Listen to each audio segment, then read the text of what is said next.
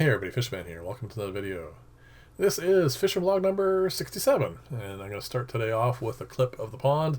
I know it's just been up a couple of days, and there really isn't much in the way of changes in it, but I have noticed a little bit of pre-spawning courtship out of the white clouds, and that's really kind of nice. I thought that was kind of cool. And the other thing I've noticed and come to the conclusion of this tank is just way too big for them. I mean, there's just 4 fish in all this space. They're fine, they're happy, they're doing their thing, but I would really love to add more in here, get a better size to the colony. But I went around the city, I had a look trying to find some white clouds, and no luck. Everything I found was really substandard. Emaciated, bent spines, everything you can possibly think of that's not good for a fish.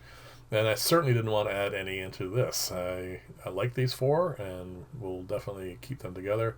I am going to clean out that a little bit on the bottom, the mulm there, just so I can spot the eggs a bit better, and hopefully something will come of that and I won't need to worry about adding any more to it.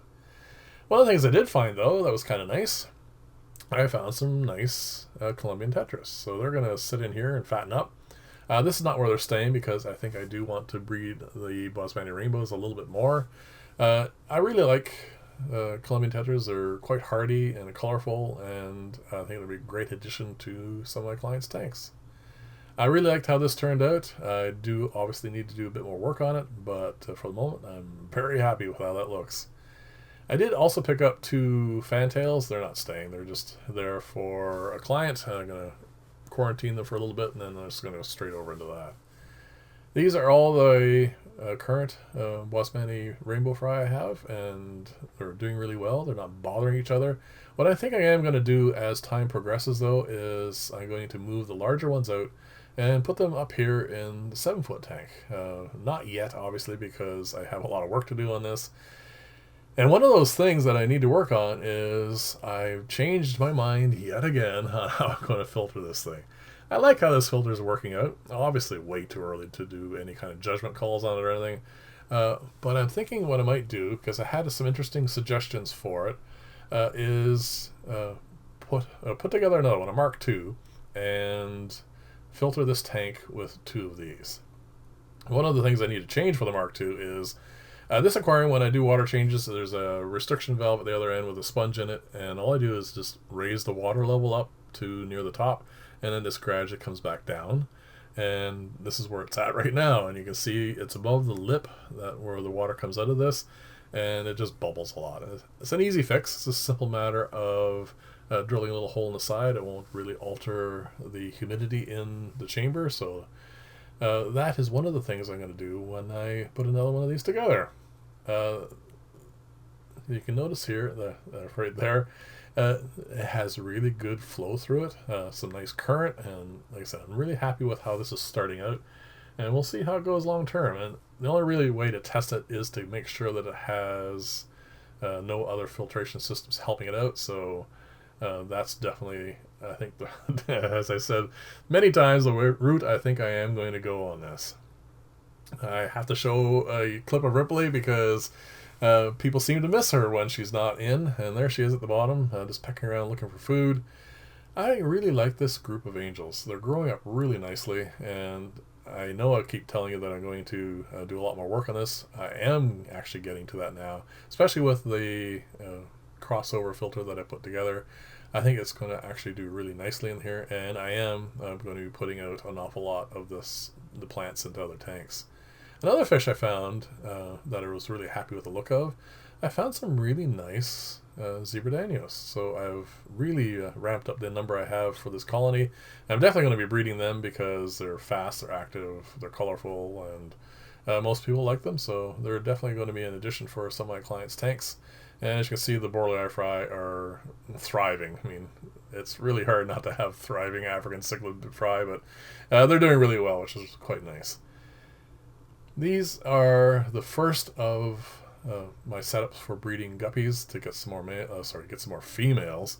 And as you can see, the 2 females that are up front here are plumping up really nicely, which means I need to think of where I'm going to put her. Bettas and guppy fry are not a good mix, except for the fact that the betta will be nice and fat and happy. I need to get her out of here. I do have 3 good females, and I don't really have a lot of tank space at the moment. So I got to figure out something I got to do. I don't want to put them together in a sorority because, well, it's very difficult to get good quality female bettas, and these fit the bill, and I don't really want to have any chances of them just beating each other up. Enough of damage gets done to the females during spawning, so I'm going to keep them separate. I'll have to figure out a way of doing that, but for the moment they're going to be in here. I have to obviously move that one because those 2 guppies are going to give birth in the next week or so, so I'll have to do something. And believe it or not, the ongoing saga of microworms, I am changing my mind yet again.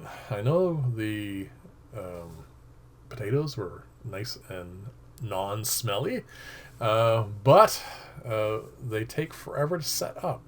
And when I decided I finally needed to make new ones, there was about a week before I could actually get microworms to feed my fry, and that's not acceptable. I suppose I could have gotten around it by presetting them a little bit earlier, but it was enough of a problem. I mean, oatmeal, as you can see here, this has only been a couple of days, and they're almost ready to start climbing up the sides far faster. And also, I think this again is something I haven't measured, but I find that microworms on oatmeal are a little bit bigger than they were getting on the potatoes.